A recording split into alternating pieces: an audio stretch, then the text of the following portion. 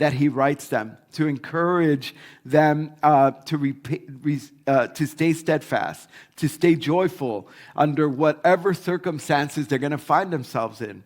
And we're kind of in the same place today, right? You can turn on the news.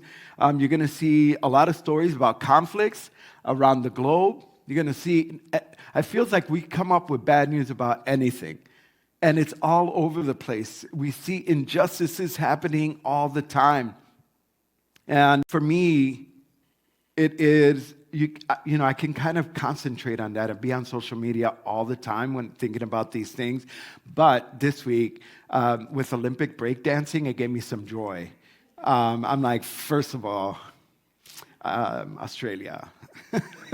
Was it Australia or New Zealand? Australia? Yes.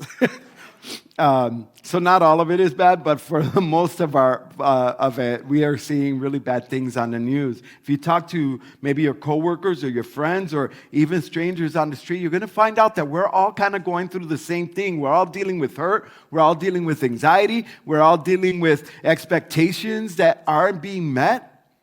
It's hard not to dwell on these things and the negativity around us.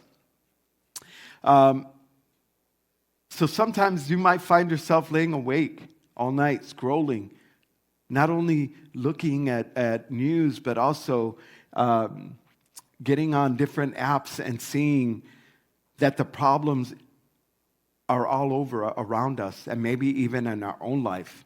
And those things begin to get magnified. As the things and the worries of the day and tomorrow, it feels like it's an endless loop, and you feel like you're unable to shut off your brain. And fears and anxiety begin to shape our lives.